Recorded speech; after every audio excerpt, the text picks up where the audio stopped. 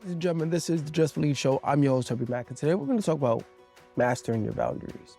Have you ever felt like people is overstepping you? If you feel like their expectations are way too high, you feel overcommitted, don't worry, this episode is just for you. Before we talk about mastering our boundaries, let's actually break it down. And let's understand what boundaries is. Boundaries are like personal fences. It dictates acceptable behavior between people. This is so crucial for our mental health and our relationship, our personal relationship with people. So it's understanding how we want people to treat us and how we allow people to treat us, or vice versa. You guys get it. But with that being said, let's actually talk more about this. There's actually multiple types of boundaries. The first one I'm going to talk about is clear boundaries. This is actually being able to have an open conversation, open communication, and it allows you to have the ability to adapt. But also it promotes personal growth. For example, it's being very clear of saying, hey, after 5 o'clock when I punch out of work, that's it. I'm not gonna answer any emails. I don't expect any phone calls until the next day. That's actually like an example of having clear boundaries. Another boundary that you may not know about is called rigid boundary. Rigid boundaries is inflexible.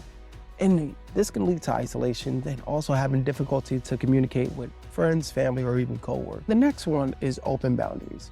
Open boundaries is opposite of rigid boundaries. Open boundaries, they're loose and they're unclear. And this may actually lead to codependency and difficulties in meeting needs, individual needs with family, friends, or coworkers. So this one is almost like, man, you're so open that, hey, even though I said I'm not going to answer emails at 5. Next thing you know, you're answering emails, you're taking phone calls, and all of a sudden it's 9 o'clock. And this can be very crucial to anyone because it's, oh, hey, I know my coworkers are going to call after hours and I'm allowing them into my personal space that's going to affect me. And you may not get the proper sleep, rest, or even get the proper meal that you need to be the best version of you, to be honest. Now, let's talk about recognizing cross boundaries. Your gut feeling and physical discomfort, like nausea, can be tell signs.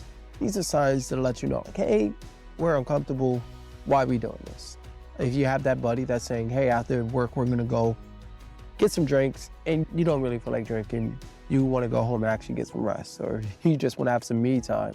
This can be so crucial for you to really respect that and say, you know what, my gut's saying no, I don't feel like doing it. There is peer pressuring me, and just the power of no can be so beneficial. And the next response is emotional response. Feeling uneasy or stressed in certain situations can indicate a boundary is being overstepped. There's so many ways of people can overstep your boundaries. It's very simple, as if somebody want to borrow money from you. Say, hey, I'll pay you back by Friday. And every time you give them money and Friday come, they dodging your phone calls. Or, oh, hey man, can I give it back to you next week? And that makes you feel uneasy when they call and ask for money, or they text you and say, hey, do you have $5? Every time I loan them $5, it takes them eternally for me to pay them back. That is an example of emotional response. As soon as that person calls and asks you for money, you start stressing out. You may get a headache and you say, oh my goodness, every time I give this person money, they said they're gonna pay me back on Friday, and I don't get my money back, maybe weeks or even months, or I may never get that back. And that is something that you can feel uneasy to lend that person, because every time I do, I never get it back, or I get it back extremely late. That is an example of emotional response. This is going to segue into personal boundaries, and that's your body and your personal space. For example, if someone want to give you a hug, they normally ask, hey, is it okay if I give you a hug?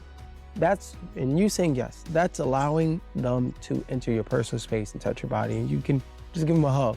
They may need it. They may be in a tough time, or if you haven't seen a friend in a while, you're like, oh my God, I haven't seen you. Is it okay if I give you a hug? That is physical boundaries. And that's you allowing someone to touch your body or enter your personal space. Since we're talking about physical, this is going to segue into sexual boundaries. Sexual boundaries. This is intimate space and consent in sexual activities. And this is something that's serious. So you always want to ask, hey, do I have consent? Are you okay with this? To make sure. Everybody needs to be on the same page as far as that is concerned. Let's talk about intellectual boundaries. Your thoughts and opinions that are crossed by someone that belittles your ideas. This can happen with your friends. This can happen at work. You may say, oh, hey, I have an idea. And you have that one person that always had that smart remark. When that happens, just say, hey, I don't like when you do that. This is something that I want to take serious. And stop them right then and there and create that boundary. So whenever you have an idea or a thought or opinion that persons don't belittle you in front of your peers, your coworkers, or just even in private. You can actually say, hey, I have thoughts and I have opinions. Please listen to this. I don't like when you do that. That is something that is so crucial, especially in anybody's space. Just, I don't even want to say in work or just with your peers, but that's highly important. Talk about emotional boundaries. We're talking about your feelings and your personal information. They're overstepped when people are sharing your secrets without consent. That can be something as far as you getting a raise, or you thinking about putting your 2 weeks in, or you having a surprise party for one of your friends and you're sharing a very vulnerable moment that you're not ready to share with the world, and you tell somebody, hey, this happened to me. And it may seem embarrassing, and that person shares that. That can hurt anyone's feelings, and you lose trust. When we're talking about emotional boundaries, please try to respect people's information. If they say something to you privately, keep it private as much as possible. Let's talk about material boundaries. Material boundaries is your belonging, your finance. It's not okay for someone to pressure you into lending or giving something away. If you don't feel like giving it away, don't. If you don't feel like lending them anything, don't. Even though they're like trying to be charming or anything like that, no is no. If it means a lot to you, or if you know there's something that you worked your tail off, or if you just don't feel like lending them to them for whatever reason, you don't have to explain why. Just say no. Let's segue into setting healthy boundaries. You guys are probably tired of me saying this, but small steps. Small steps, something that is simple and achievable. For example, if you have someone that loves going out on the weekend and you don't feel like going out on the weekend, you can just send them a small text by Wednesday and say, hey, just to give you a heads up, this weekend I have plans. I won't be able to go out. You jumping in front of it before that person try to peer pressure you to feel guilty. You can send them a text and say, hey, I'm not gonna be able to go out this weekend. I have some plans. And even if you don't, that's perfectly fine. That's just you setting the tone, letting them know that I'm going to say no to you right away before you even come and peer pressure me to going out this weekend when I really don't feel like it. That's going to lead into clarity. Being clear what you're comfortable with. That sets the tone. Hey, when we're in meetings and I talk about and I share my ideas and you bring this up and you belittle me, I don't like that. How about we not do that? Just being clear with that and saying, hey, I don't appreciate how you talk to me in a certain tone. Sounds like you're belittling me, especially in a work environment. It can be crucial because your peers can look at you and say, hey, if such and such can do it, then I can do it. And you don't want anybody to belittle you. You worked your tail off to get to this position. No one needs to be belittled. This is going to lead into the next one. Practice. Try rehearsing, building your boundaries. This builds your confidence up. So just keep practicing, whether you have to do it in the mirror, talking to yourself out loud, or just starting out small. When I say no, no. Just practicing over time, and you just essentially rinse and repeat these steps, and you'll be able to build healthy boundaries. And I want to make sure you guys understand what is healthy boundaries versus unhealthy boundaries. And healthy boundaries, it involves clear communication and respect from both parties, needs, and flexibility. Because sometimes when someone has a certain boundary and you don't want to overstep it, you want to make sure you're flexible and say, you know what, that person's right. I respect them and their needs. I'm not going to step over that line. Unhealthy boundaries. These can lead to overcommitment and you having difficulty saying no, and also completely shutting people out just because you're overwhelmed or overstimulated. The most important person in your life is you. I don't want you to forget that. So you have to take care of yourself. And the only way you can do that is just put your own oxygen mask on first before assisting others. It's highly important. And that's why boundaries are so important. Setting boundaries is so crucial because it affects your mental health and your relationship. And with setting boundaries, it prevents burnout and reduce resentment, and also create a balanced relationship. Seriously, when you have this relationship with someone that you're connecting with, it doesn't necessarily have to be any relationship. It could be a friendship. You setting that tone of your boundaries is just beneficial to not only you, but to that person as well. So now let's talk about how to implement these boundaries. Physical boundary setting. This is probably one of the perfect examples I can give to you. And this is setting the tone of when people can visit your house. Or if you have a roommate, if you're living with a roommate and you're saying, hey, don't use my coffee machine. That is your physical thing. Okay, don't use my coffee machine.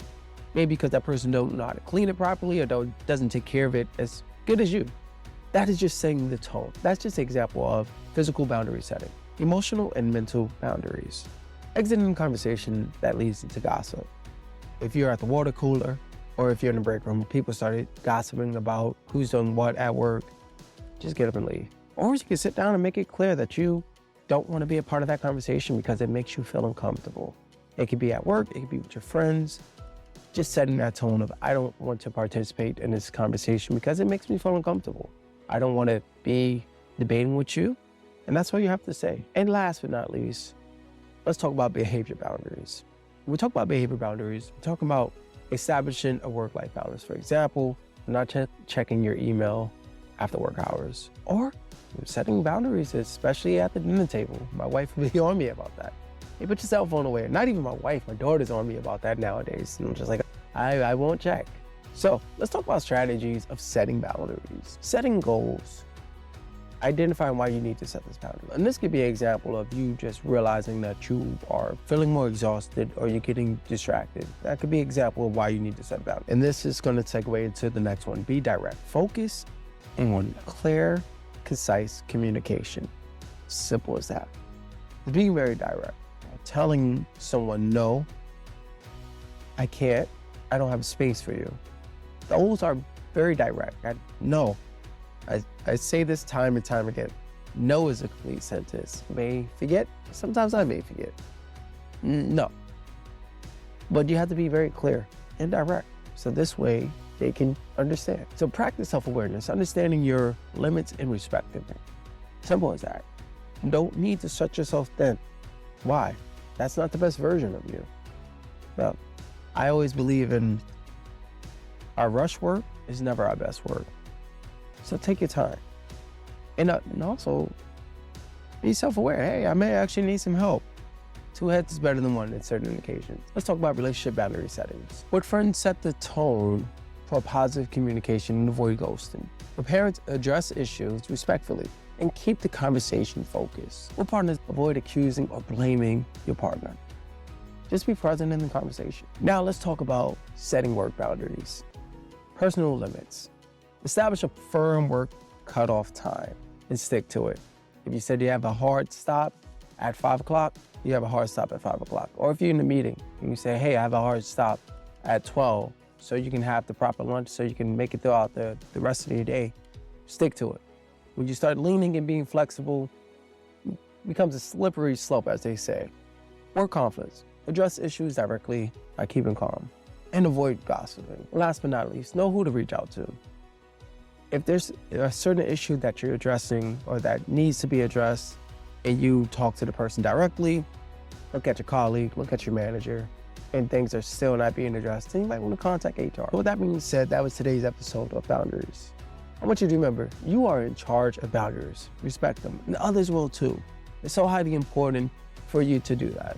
And if you are watching this on YouTube, don't forget to like and subscribe. If you're checking this out in the audio version, don't forget to rate this. I'm hoping 5 stars and share with a friend. And it's highly important for you to use these boundaries. And if you are watching this on YouTube, please tag, or not tag, but comment and let me know what boundaries that you're working on that you may need assistance with. That being said, see you next time.